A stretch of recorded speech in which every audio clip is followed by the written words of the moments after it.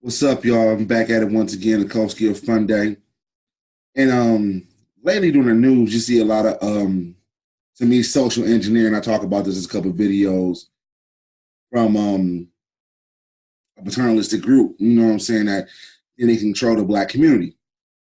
And they had to control the black community for a long time. I just came from one of their little NAACP meetings they had around my group and whatnot, the whoop-de-whoop. And you can still see the control there over a century later.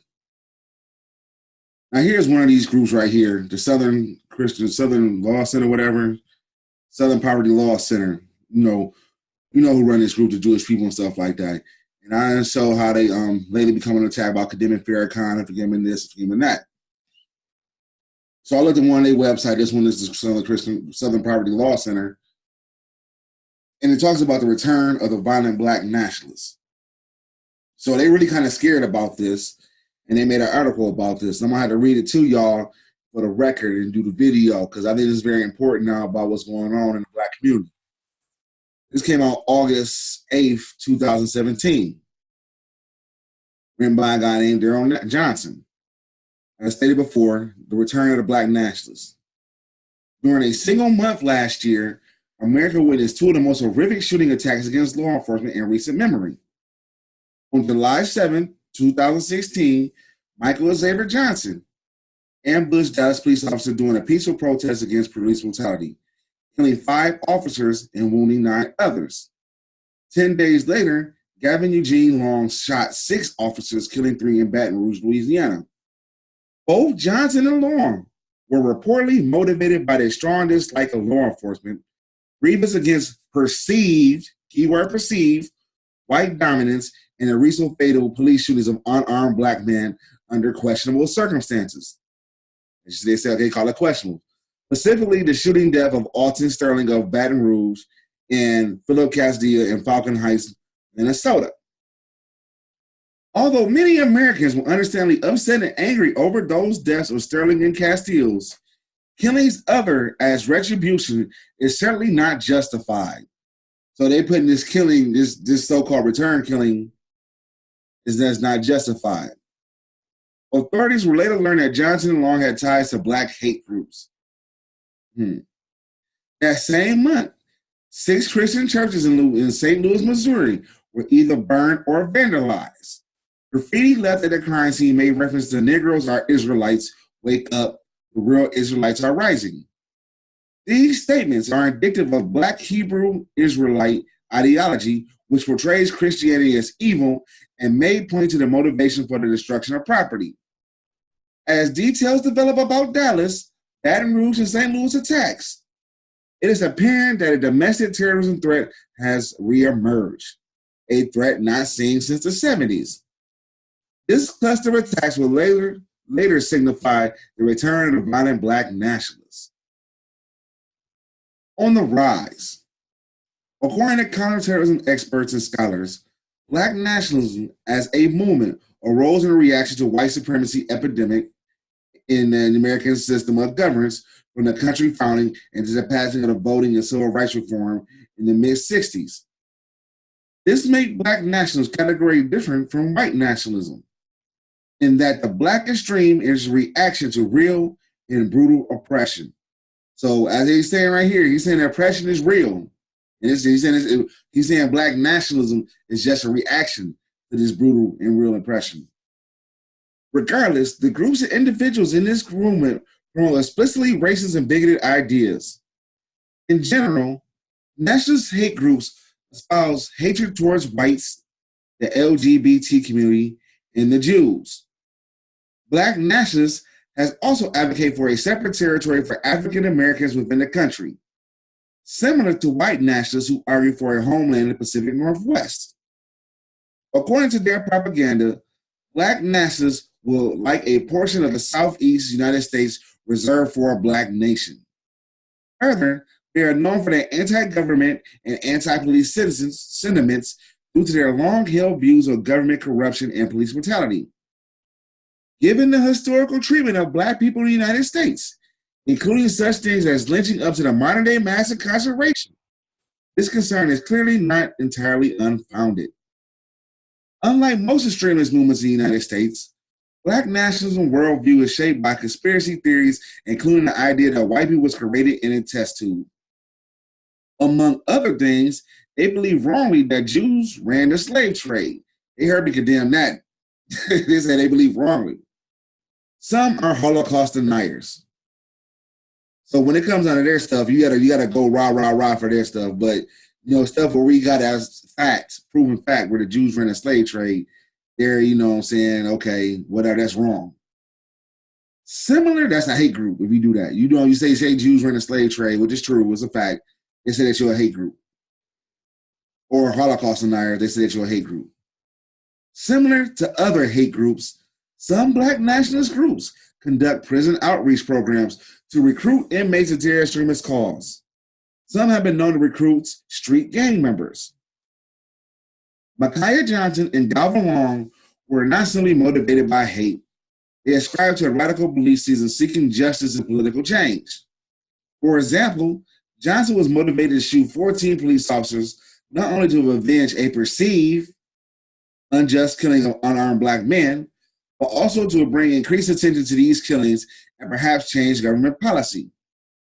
Johnson was later linked to Black nationalism through his racist rhetoric and photos posted to social media. He also attempted to join a Black nationalist group, the New Black Panther Nation, the NBPN, but was ousted by the NBPN leader Parnell X because of his radical views and perceived mental instability.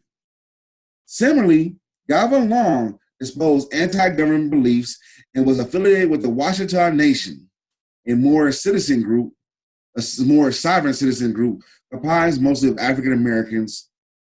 More sovereign citizens like Long do not recognize the law enforcement or other government officials. Long regularly spoke of perceived police brutality on a social media account and chose to retaliate against the police, a symbolic target as a result of his extremist views. The recent rise of the violent Black nationalism may have well begun months before Dallas and Baton Rouge attacks with the 2014 ambush shooting deaths of 2 New York police officers in Brooklyn, New York. The NYPD officer was sitting in a marked patrol car when the shooter, Ismail Abdul Brinsley, came up to the passenger side of the window and opened fire with a semi-automatic pistol. Both officers died instantly after being shot multiple times in the head and the upper body. At that time, politicians and the media characterized the NYPD officer's death as assassination. And they were. But the unarmed mass killing of Black men, that wasn't assassination attempts. Brinsley boasted on social media hours early that he wanted to murder cops in revenge for the 2014 deaths of Michael Brown in Ferguson, Missouri, and Eric Gardner, who died in the struggle with police in New York City. In fact, Brinsley's violent action came just weeks after a jury acquitted NY police officers and charged in Gardner's death. I am putting wings on a pig today, Brinsley wrote on Instagram. They take out one of ours, let's take 2 of theirs, he said. Brinsley later killed himself. Despite having no known ties to Black nationalist groups, Brinsley's violent actions appear to have been influenced by the killings of unarmed Black men and anti-police sentiments, which is indicative of today's Black nationalist narrative. Not long after Brinsley's attack, Nation of Islam leader Louis Farrakhan went on a violent statement against the government. On July 30th, 2015, in response to the suspicious death of Walter Scott, Freddie Gray, and Sandra Bland, Farrakhan issued what amounts to a call to violence during a speech in the Mount Zion Church in Miami, Florida. During his speech, Farrakhan said, "Retaliation is a prescription for God to calm down the beasts of those children who have been slain." He hatefully proclaimed, "So if the federal government will not intercede in our affairs, then we must rise up and kill those who kill us, stalk them and kill them, and let them feel the pain of death that we are feeling." Farrakhan remarks that the day likely inspired increased radicalization and mobilization towards violence among other Black nationalists. Black soldiers and white devils. More recently, another black nationalist lashed out at innocent civilians a week after killing a security guard in a motel. Korwa Ali Muhammad mortally wounded 3 white males during a targeted shooting spree in Fresno, California on April 17, 2017. According to his social media posts, Muhammad expressed a strong dislike towards white people as well as government officials. He made reference to a race war against whites, the evil of white devils, and being a black soldier. Such racially charged terms, themes, and phrases originate with the Nation of Islam. Since many black nationalist groups have splintered from NOI, they too use their terms in extreme propaganda and rhetoric.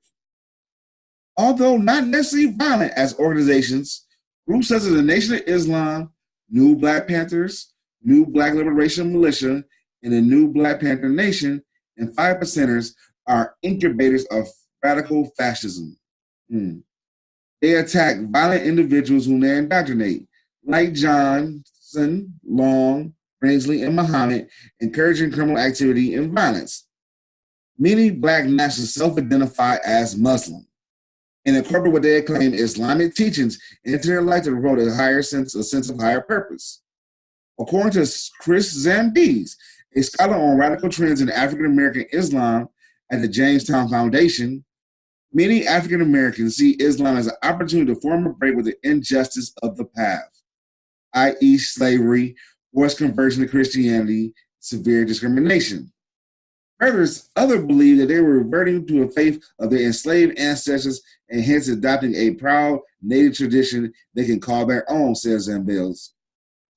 In a sense, African Americans' conversion to Islam traditionally represents an ethnic and racial identity in society they view as replete with discrimination, injustice, and alienation. These aspects of Islam are appealing to black nationalists seeking racial separatism and sovereignty. Mainstream followers of Islam, however, reject black nationalist assertions that they are Muslims. This is primarily contributed to various unorthodox teachings found in the black nationalism, such as the notion of blacks being God elected, as well as declarations of black sovereignty. Of particular concern to law enforcement, some black nationalists have expressed support for Al-Qaeda and the Islamic State. For example, on May 4, 2017, the FBI arrested Clark Calloway, who sympathized with ISIS and wanted to start a race war for unlawful possession of a machine gun. Calloway has also expressed hatred towards whites and wanted to attack law enforcement. Also, in July 2006, the FBI arrested 7 members of a black national religious cult in Liberty City, Florida, called the Universal Divine Saviors, and charged them with providing material to support a foreign terrorist organization and attempt to wage a war against the United States government. Although some group members reportedly had ties to Moorish affiliated groups, in this respect, black nationalism may serve as a gateway to foreign-based extremism and international terrorism. Radical ideology.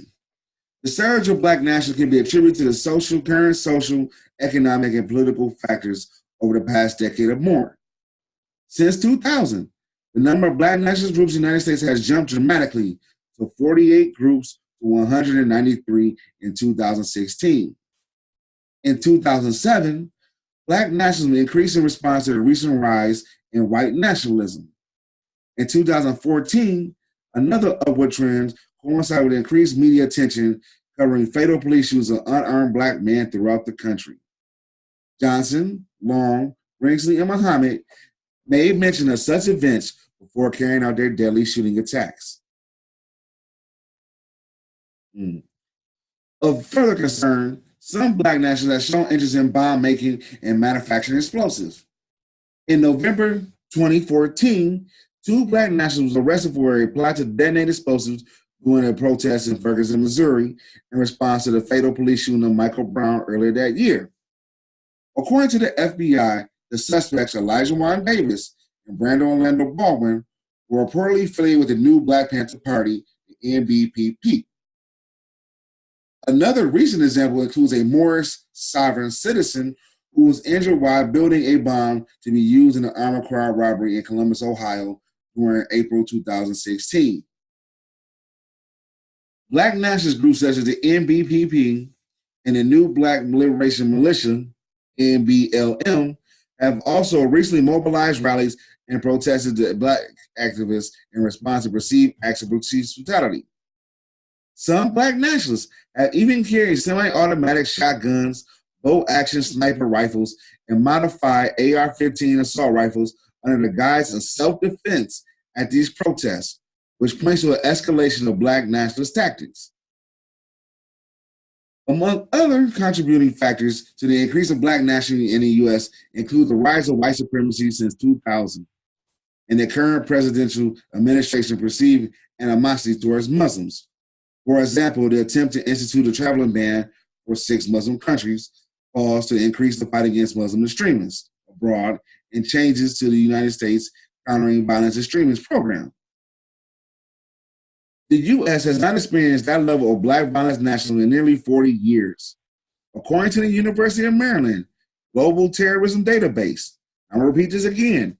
According to the University of Maryland, if you're watching this video, look this place up. According to the University of Maryland Global Terrorism Database, there were 73 terrorist attacks on police officers in 1970, killing 11. This is the first year that the GDT tracked U.S. terrorist attacks. It is also called the deadliest year for domestic terrorist attacks prior to the 1995 Oklahoma City bombing against law enforcement. Now, if y'all was around during the Oklahoma City bombing, these killings of police that they naming and stuff like that has nothing compared to that. Nowhere near, and that was done by a white nationalist group. Violent Black nationalists carried out 28 of the 31 fatal attacks against police officers in the United States between 1970 and 1974. In 2015, Black nationalists killed 8 officers, wounding 12 others in only 2 shooting attacks. The Black nationalist movement represents a swath of anti-government, anti-police, racist, radical religious ideology. While organizing groups have refrained from violence, they attract adherents, i.e. lone wolves, who are motivated to commit violence, criminal behavior, and other subversive acts as a result of Black nationalism racial ideology. As a result, lone wolf individuals prone to violence who are affiliated with Black nationalism pose a threat to law enforcement, government officials, and others. Like other domestic terrorism, the emerging anti-government, racist, and religious extreme ideology is cause for concern. Historically, this convergence of extremist beliefs serve as a catalyst for radicalization and mobilization towards violent action of some members and affiliates. Black nationalist groups are concerned, although not necessarily violent themselves. Groups such as the Nation of Islam, NOI, the New Black Panther Party, NBPP, the New Black Panther Nation, NPBN, and the 5% Nation attract violent individuals whom they indoctrinate and push towards extremism. The following list of groups represent the more prominent organization within the Black nationalist movement in the United States today. All right, they got a list right here. We're going to go through the list. This is the end of it. Number 1, the Nation of Islam. Led by Louis Farrakhan and headquartered in Chicago, the NOI has a nationwide presence. They don't like that. That nationwide presence shows organization. And like I said before with the Green Book and one of my other videos, the Nation of Islam, you part of the nation, you go to any other mosque in any one of these cities and stuff like that and be accepted. They don't like that. You know what I'm saying? They got their own businesses and stuff. They don't like shit like that. Founded in 1930 by Elijah Muhammad, deceased, the group is an ideological precursor of many Black nationalist movements. It claims to be an Islamic movement, but embracing a radical viewpoint of Islam that does not adhere to the core Islamic tenets. Although its members believe in the truth of the Bible, NOI considers the Bible tampered with to a point that it must be reinterpreted to remove the falsehoods added to it. The group is virulently anti-Semitic. In 1991, published The Secret Relationship Between Blacks and Jews, a book that asserts Jews created and funded the African-American slave trade, which it calls the Black African Holocaust. The book is frequently referenced in Black national speeches and writings. Number 2, the New Black Panther Party. The New Black Panther Party was formed as a community activist group in 1989 in Dallas, Texas. This is after, let me get sidebar, this is after the white boys took the chains to James Byrd and dragged his ass through the streets and broke his body up.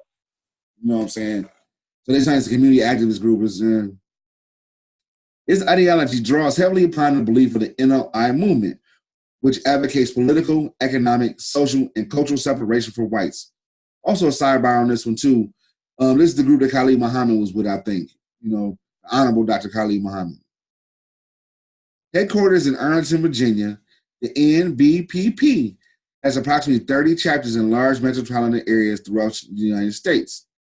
The group is highly bigoted and publicly outspoken regardless of its racist and anti-Semitic views. Number 3, the new Black Panther Nation. Headquarters in Detroit, Michigan, with few chapters scattered throughout the United States, the new Black Panther Nation is an offshoot of the NBPP and influenced by former members of the NOI. Cornel X is the leader of the NBP Nation Houston chapter. Dallas shooter Michael Johnson supposedly ousted by Cornel X because of his radical views and perceived mental instability. The NBPN is known for organizing rallies and protests. Number 4, the new Black Liberation Militia. The new Black Liberation Militia was formed in 2009 and is based in Atlanta, Georgia. The group is currently led by Darwin Israel. According to its website, the NBLM has chapters in Ohio, Indiana, Georgia, South Carolina, and Texas. The NBLM members are known to participate in rallies and protests, often arming themselves with long guns, but have yet to engage in violence. The NBPLM claims to operate a national training center for paramilitary training activities and a Black Theology Institute for preserving their ideology and history. Number 5, the 5% Nation. The 5% Nation is an offshoot of NOI and its headquarters in Harlem's neighborhood in New York City. It embraces Black separatists rather than a separatist ideology and adheres to a racial brand of Islam that claims that Black men represent God. 5% has claimed they are not accountable to anyone. They refer to African Americans collectively as Allah, but believe that only 5% of Black race have reached supreme divinity. Number 6, Black Hebrew Israelites. Black Hebrew Israelites, BHI, also known as the Nation of Yahweh, Church of God and Saints of Christ, advocate the superiority of the Black race and that African Americans represent God's true chosen people. As God's true Jews, BHI inherently believes that Jews who self-identify with Israel are scam artists and imposters. BHI inherently believe that they're divinely empowered by God with superiority. Some BHI adherents have been prone to violence, which they feel is justified by God as long as it helps them rid the world of evil. BHI members have targeted whites, fraudulent Jews, Asians, abortion providers, and homosexuals. The BHI movement is well known for its street preachers, often called camps, which can be found in busy intersections, parks, bus terminals, and subway stations in major cities in the U.S. BHI street preachers are often aggressive and very intimidating onlookers because they use extra epithets and shout at people. Number 7, the Moorish Nation. The Moorish Nation, primarily comprised of African Americans, is a loose-knit network of independent groups that arose in the early 1990s as an offshoot of the anti-government sovereign citizens movement. Now, one thing, never mind, I'll get to that a little later. They borrowed concepts of the sovereign citizen movement and applied them to their African heritage. Moorish adherents have come into conflict with the U.S. law enforcement over their refusal to obey laws and government regulations. Until recently, they have shown little inclination towards armed violence, preferring to retaliate against government authorities through financial means, often their process referred to as paper terrorism. Moorish sovereigns believe African Americans are endowed with special rights and privileges due to their Moorish heritage, placing them beyond all federal and state law. Example of Moorish sovereign groups includes Free Moorish Nation, the United Michigan Nation of the Moors, the Nubian Nation of Moors, Wichita Nation, and the El Moroccan Empire. Now, if you look at all these groups we went through, these 7 groups right here, all of them got a connection, as in you go to a different city where they at, and if you down with the group, you know what I'm saying, like I said, a loose network right here of independent groups, you down with the groups and stuff like that, you got to connect in that city. And they don't really like that. They're trying to beat down organization from any strong key possible that they can, So they don't like this stuff. Like, they don't like seeing groups like this being connected and stuff like that, that you can go here and you just down or whatnot. This one, I ain't even had a headquarters in Detroit, Michigan, So they don't like this. So it always comes down to this group trying to beat down outside organization that they do not control. These 7 groups right here, whether you believe in the ideology or not, you know what I'm saying, they do not control these groups. They have no control over them. It's not the NAACP, the National Urban League, where, they need Jewish money. This is all funded by Black money, too. These groups, whether you disagree or agree with their ideology or not, they're all funded by Black money and funded by their members. So because of this, they're a threat. You know what I'm saying? They're a threat off the board. Remember, we have a moral right and a God-given right to nationalism.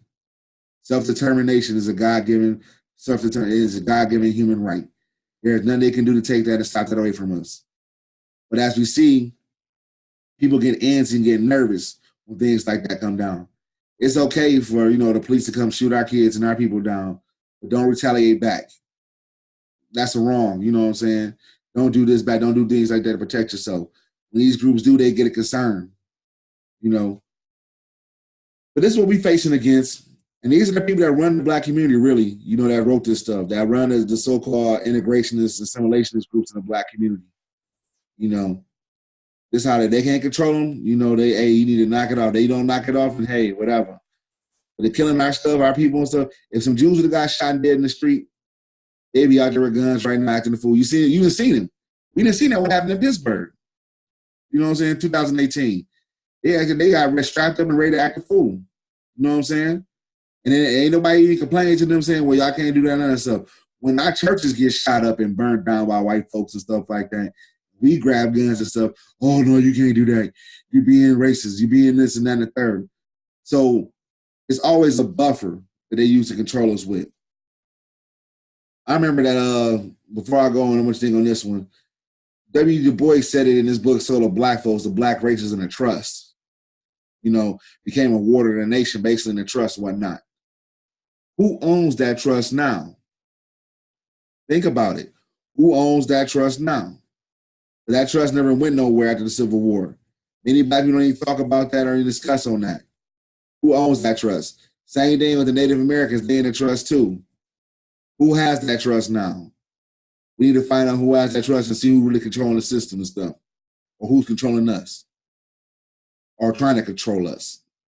Anywho, this is a Coast Gift Fund Day, saying foreign study groups, so you get this knowledge and prepare yourself. Go out there and work out, you know what I'm saying? You got to have a balance, mind, body, and soul. You got to have that triple balance on you, baby. It's about to get rough. Have a wonderful one. Peace.